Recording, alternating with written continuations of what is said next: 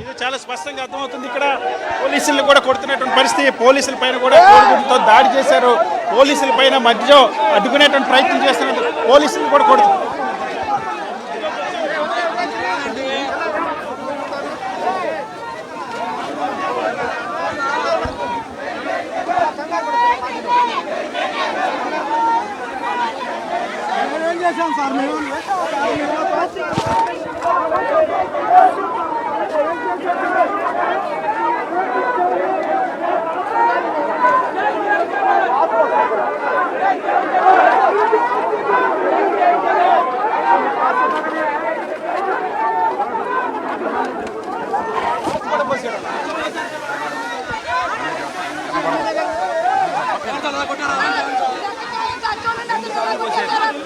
రెండుసార్లు డైరెక్ట్ చేశాడు నా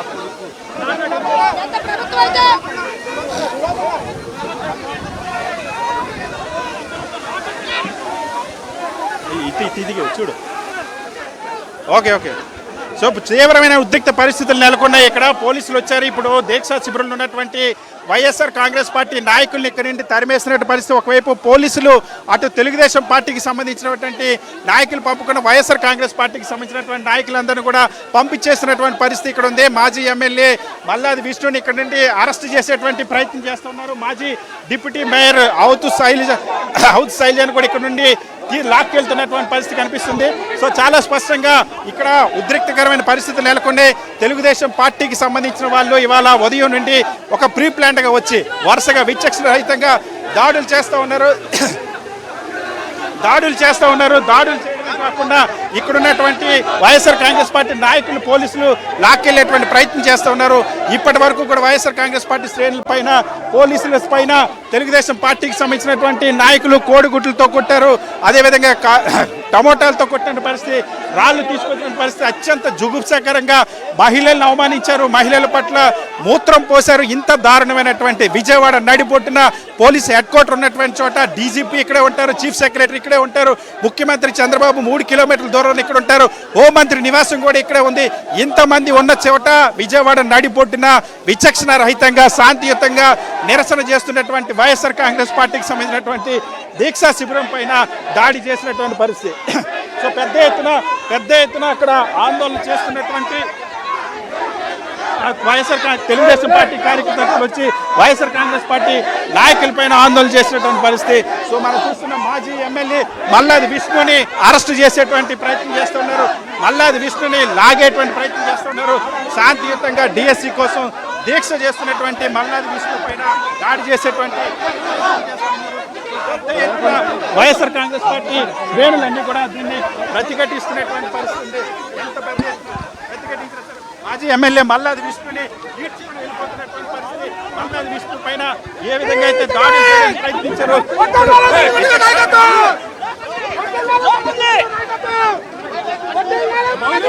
మాజీ ఎమ్మెల్యే మల్లాది విష్ణుని ఈడ్చుకెళ్ళిపోతున్నటువంటి పరిస్థితి.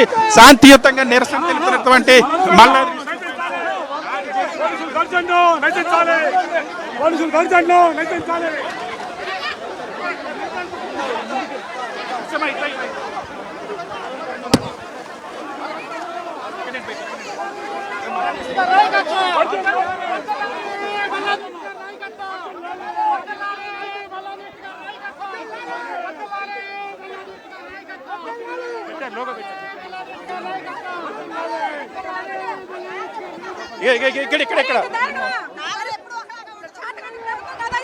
ఇక్కడ ప్రభుత్వం అయితే నిజంగా సిగ్గు లేని ప్రభుత్వం ఏదైనా ఉంది అంటే పోలీసులు అడ్డం పెట్టుకొని ఈ రోజున ప్రభుత్వాలు నడుపుతా ఉన్నారా బాబు. జగన్ గారిని చూసుకొని నేర్చుకుంటారు నాయన. చాదగాని ప్రభుత్వం ఏదైనా ఉంది అంటే రాష్ట్రంలో కూటమి ప్రభుత్వమే. మీ పరిపాలనకి నిజంగా ప్రజలు ఓట్లేసింది సిగ్గుపడతా ఉన్నారు నాయన. చూసుకుంటారా బాబు, మీ పరిపాలన అయిపోయింది. మీ చాప్టర్ క్లోజ్ బాబు, చాప్టర్ క్లోజ్.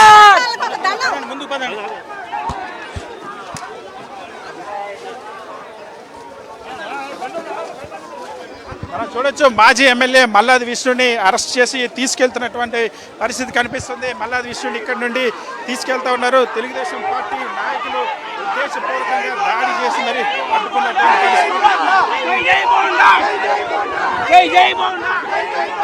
జై జై బోండా జై జై బోండా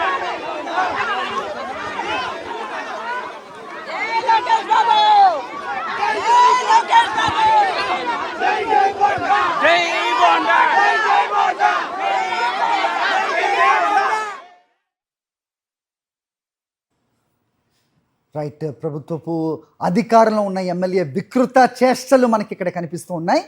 ఒక శాంతియుతంగా నిరసన తెలుపుతున్న మాజీ ఎమ్మెల్యేను పోలీసులు అరెస్ట్ చేస్తూ ఉన్నారు.